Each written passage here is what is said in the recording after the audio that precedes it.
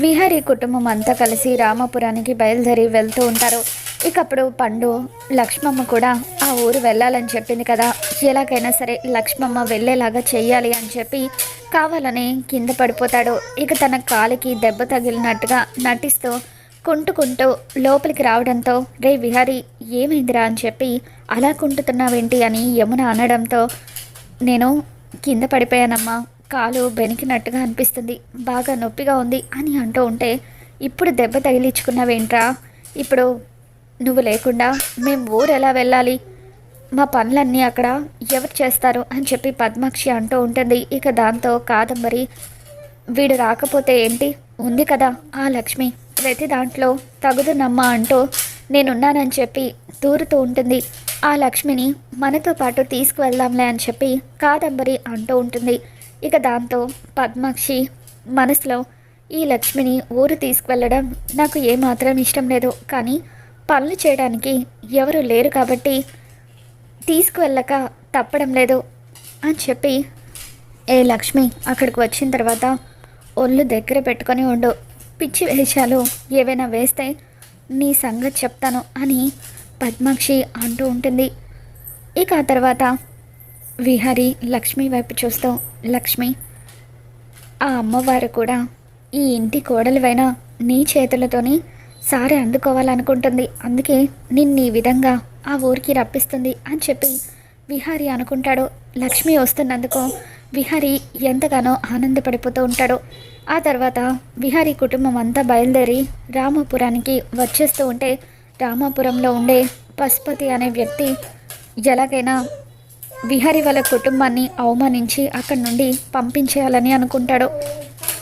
ఆ పోచమ్మను ఎలాగో చంపలేకపోయామో, ఆ పోచమ్మ హరిప్రసాద్ కుటుంబాన్ని ఇక్కడికి వచ్చేలాగా చేస్తుంది, వచ్చిన వాళ్ళు వచ్చినట్టే వెనక్కి వెళ్ళిపోవాలంటే వాళ్ళు ఈ ఊర్లో అడుగు పెట్టగానే ఏదైనా అరిష్టం జరిగిందని మనం ఊరి ప్రజలందరినీ కూడా నమ్మించాలి అని చెప్పి అతను తన మనుషులతో చెబుతూ ఉంటాడు. రే, అర్జెంటుగా వెళ్ళి వాళ్ళు ఊరి పొలిమేరలు దాటగానే స్కూల్ని తగలబెట్టేయండి, వాళ్ళు అడుగు పెట్టడం వల్లే ప్రమాదం జరిగిందని మనం ఊరి ప్రజలందరినీ కూడా నమ్మిద్దాము, ఎవరైతే వాళ్ళను ఊర్లో అడుగు పెట్టమని ఆహ్వానించారో వాళ్ళే రాళ్లతో కొట్టి ఆ కుటుంబాన్ని వెలివేస్తారు అని చెప్పి అతను ప్లాన్ చేస్తూ ఉంటాడు. ఇక విహారీ వాళ్ళు ఊర్లో అడుగు పెట్టేసరికి అప్పటికే స్కూల్ అంతా కూడా తగలబడిపోతూ ఉంటుంది. ఇక దాంతో ఊరి ప్రజలందరూ కూడా కంగారు పడిపోతూ, అయ్యో మంటలు మంటలు అని చెప్పి పరిగెత్తుకుంటూ స్కూల్ దగ్గరికి వస్తూ ఉంటారు. ఇక ఇంతలో విహారీ కుటుంబం అంతా కూడా రామాపురంలో అడుగు పెట్టడంతో ఆ ఊర్లో ఉన్న పెద్దలు, నమస్కారం బాబు అని చెప్పి విహారీని తన కుటుంబాన్ని పలకరిస్తూ వారికి ఘన స్వాగతం పలుకుతూ ఉంటారు.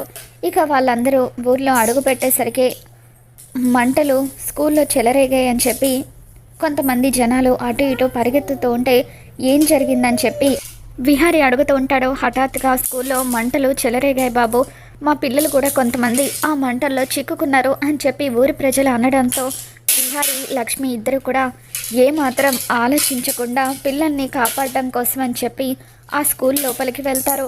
ఇక అప్పుడు విహారీ మీద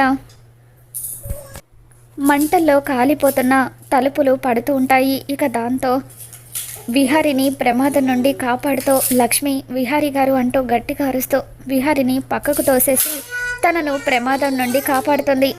విహారీ గారు మీరు ఇక్కడే ఉండండి, నేను వెళ్ళి పిల్లల్ని తీసుకొని వస్తాను అని చెప్పి లక్ష్మి లోపలికి వెళ్ళి ప్రాణాలు పణంగా పెట్టి మరీ చిన్న పిల్లల్ని కాపాడి బయటకు తీసుకొని వస్తుంది.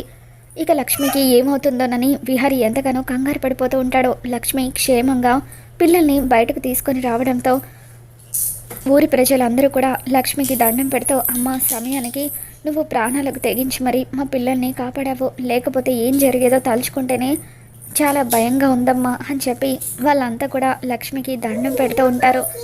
లక్ష్మి నీకేం కాలేదు కదా అని చెప్పి విహారీ కంగారుగా అడుగుతూ ఉంటే, లేదు విహారీ గారు నాకేమీ కాలేదు అని చెప్పి లక్ష్మి అంటూ ఉంటుంది. ఇక ఆ తర్వాత ఊరి ప్రజలందరూ కూడా స్కూల్ అంతా కూడా కాలిపోయింది, ఊరిలో ఉన్న ఒకే ఒక్క స్కూలు, ఈ స్కూల్ కూడా కాలిపోతే ఇక మా పిల్లలకు చదువులు ఎలా చెప్పించాలి అని చెప్పి ఎంతగానో బాధపడుతూ ఉంటే, అప్పుడు విహారీ మీరేం కంగారు పడకండి, ఈ స్కూల్ని రెనోవేట్ చేయించి మళ్ళీ కొత్తగా నేను బాగు చేయిస్తాను అని చెప్పి అందరికీ కూడా మాట ఇస్తూ ఉంటాడు. దాంతో చాలా సంతోషం బాబు, మీరు నిజంగా దేవుడు అని చెప్పి వాళ్ళంతా కూడా విహారీని పొగుడుతూ ఉంటారు. ఇక ఇంతలో అక్కడికి పశుపతి వస్తాడు. పశుపతి వచ్చి కావాలని విహారీ కుటుంబం ఊర్లో అడుగు పెట్టడం వల్లే అరిష్టం జరిగిందని ప్రజలను నమ్మించడం కోసం పాడైపోయిన స్కూల్ని బాగు చేయిస్తానంటున్నారు. బాగానే ఉంది, అసలు ఇన్ని రోజులుగా జరగని అగ్ని ప్రమాదం ఇప్పుడే ఎందుకు జరిగింది? ఈ కుటుంబం ఈ ఊర్లో అడుగు పెట్టడం వల్లే జరిగింది.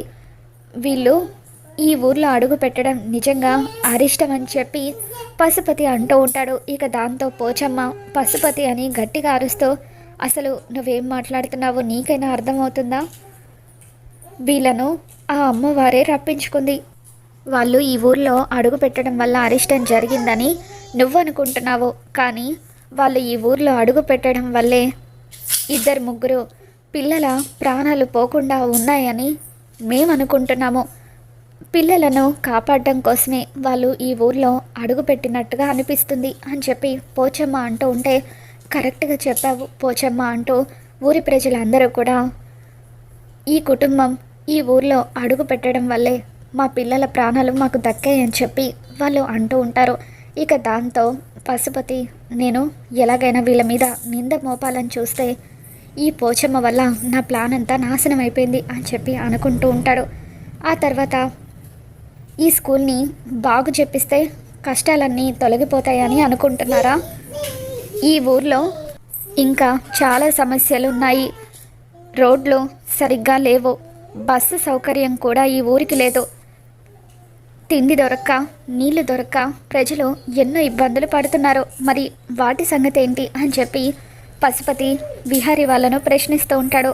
ఇక దాంతో విహారీ, ఈ ఊర్లో మా నాన్నగారు పుట్టి పెరిగారు కాబట్టి ఈ ఊరి గురించి ఆలోచించాల్సిన బాధ్యత నాకు కూడా ఉంది.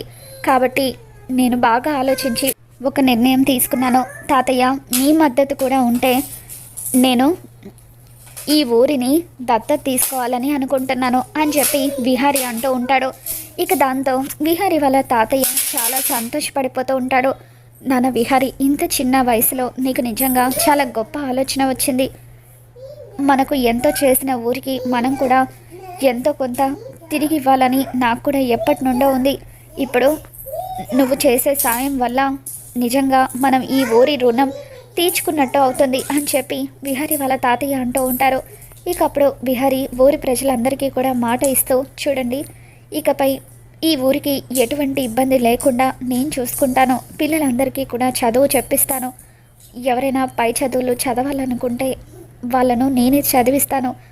ఈ ఊరికి రోడ్డు సదుపాయం, బస్సు సదుపాయం, అలాగే నీళ్ళ సదుపాయం ఇవన్నీ కూడా కల్పిస్తాను. మీకు ఏ ఇబ్బంది ఏ లోటు రాకుండా నేను చూసుకుంటానని మీకు మాటిస్తున్నాను అని చెప్పి విహారీ అనడంతో విహారీ గారికి జై అంటూ ఊరి ప్రజలందరూ కూడా విహారీని పొగుడుతూ ఉంటారు. ఇక దాంతో ఇదంతా చూస్తున్న పశుపతికి ఒళ్ళు మండిపోతూ ఉంటుంది. విహారీ తీసుకున్న నిర్ణయానికి కుటుంబం అంతా కూడా చాలా సంతోషపడుతూ ఉంటుంది. లక్ష్మి కూడా ఎంతగానో ఆనందపడిపోతూ, విహారీ గారు నిజంగా మీది చాలా గొప్ప మనసు అని చెప్పి అనుకుంటూ ఉంటుంది. ఇక ఆ తర్వాత ఊరి ప్రజలందరూ కూడా విహారీ వాళ్ళు ఉండడానికి ఒక ఇంటిని సిద్ధం చేస్తారు. ఆ ఇల్లంతా కూడా బాగు చేపించి అందులో అన్ని సదుపాయాలు కల్పించి విహారీ వాళ్ళకు ఇవ్వడంతో ఇక అందరూ కూడా తలా ఒక గదిలో తమ వస్తువులను సర్దుకుంటూ ఉంటారు. పోచమ్మ ఆ ఇంటికి వచ్చి, ఎవరికి ఎటువంటి ఇబ్బంది లేదు కదా, మీకు ఏ ఇబ్బంది ఉన్నా కూడా బయట రామయ్య ఉన్నాడు. రామయ్య మీకు ఏం కావాలన్నా సరే దగ్గరుండి చూసుకుంటాడు. మీరు ఇక్కడ ఉన్న 4 రోజులు మీకు ఎటువంటి ఇబ్బంది ఉండదు అని చెప్పి పోచమ్మ అంటూ ఉంటుంది. ఆ తర్వాత పోచమ్మ, రేపు ఉదయాన్నే ఈ ఇంటి కొడుకు కోడలు చేతుల మీదుగా అమ్మవారికి సారె ఇవ్వాలి.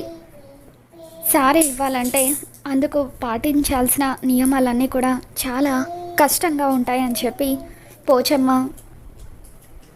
ఈ ఇంటి కోడలు ఉదయాన్నే నిద్రలేచి చన్నీళ్ళతో తలస్నానం చేసి అమ్మవారికి సారె ఇచ్చేంత వరకు కటిక ఉపవాసం ఉండాలి.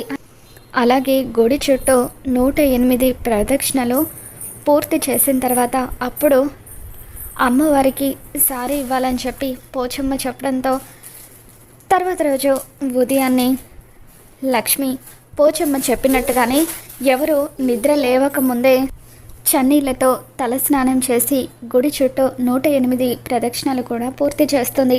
తల్లి, నన్ను క్షమించు తల్లి, నేను ఈ ఇంటి కోడళ్ళని ఎవరికి చెప్పుకోలేని పరిస్థితి, అందుకే ఇలా దొంగచాటుగా నీకు పూజలు చేయాల్సి వస్తుంది అని చెప్పి లక్ష్మి ఆ అమ్మవారిని వేడుకుంటుంది. ఇక ఆ తర్వాత సహస్ర మొద్దు నిద్రపోతూ ఉండడంతో పద్మాక్షి వచ్చి సహస్రను నిద్రలేపుతుంది. ఒసే సహస్ర, లేవవే, ఈరోజు అమ్మవారికి సారే ఇవ్వాలి కదా, త్వరగా తలస్నానం చేసి పూజ చేసి వెళ్ళి 108 ప్రదక్షిణలు పూర్తి చేసిరా, తర్వాత అందరం కలిసి సారీ ఇవ్వడానికి వెళ్దాము అని చెప్పి పద్మాక్షి అంటూ ఉంటుంది. ఇక దాంతో సహస్ర సరే అమ్మా అని చెప్పి చన్నీళ్ళతో స్నానం చేయలేక వేడి నీళ్ళతోనే స్నానం చేసేస్తుంది. ఇక ఆ తర్వాత గుడికి వెళ్ళి 108 ప్రదక్షిణాలు చేయలేక, అమ్మో 108 ప్రదక్షిణాలు అంటే నా వల్ల కాదు తల్లి, నన్ను క్షమించు, దయచేసి ఈ 5 ప్రదక్షిణలకు అడ్జస్ట్ అవ్వు అంటూ ప్రదక్షిణలు కూడా పూర్తి చేయకుండా కాసేపు టైంపాస్ చేసి తిరిగి ఇంటికి వచ్చేస్తుంది. ఇక ఇంటికి వచ్చిన తర్వాత 108 ప్రదక్షిణలు చేసేసానని చెప్పి ఇంట్లో వాళ్ళ ముందు బిల్డప్ ఇస్తూ ఉంటుంది. తర్వాత అందరూ కలిసి మేళ తాళాలతో సారి తీసుకొని గుడికి వెళ్తూ ఉంటారు. అలా అమ్మవారి కోసం అని చెప్పి మేళ తాళాలతో సారి తీసుకొని వెళ్ళిన తర్వాత సహస్రను ఆ సారి తీసుకొని గర్భగుడిలోకి వెళ్ళమని పోచమ్మ చెప్తూ ఉంటుంది. సహస్ర సారి తీసుకొని లోపలికి వెళ్తూ ఉంటే అమ్మవారి గర్భగుడి దగ్గర మంటలు వ్యాపించినట్టుగా సహస్ర లోపలికి అడుగు పెట్టలేకపోతుంది. ఇక దాంతో నేను అడుగు పెట్టలేకపోతున్నానని అంటూ ఉంటే, అమ్మ, ఉదయం నుండి అమ్మవారికి పాటించాల్సిన నియమాలని నువ్వు కరెక్ట్గానే పాటించావా, లేకపోతే ఎందుకు అమ్మవారు నిన్ను లోపలికి ఆహ్వానించరు అని చెప్పి పోచమ్మ అంటూ ఉంటుంది.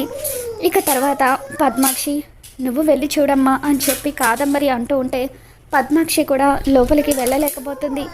ఇక అప్పుడు లక్ష్మి, నువ్వు వెళ్ళు అని వస్తా అంటూ ఉంటే లక్ష్మి అమ్మవారి సారి తీసుకొని లోపలికి వెళ్ళగలగడంతో అమ్మవారు లక్ష్మిని మాత్రమే లోపలికి అనుమతించడంతో అందరూ కూడా షాక్ అవుతూ ఉంటారు. ఇక ఆ విధంగా ఇంటి కోడలి స్థానంలో లక్ష్మి అమ్మవారికి సారీ ఇస్తూ ఉంటుంది.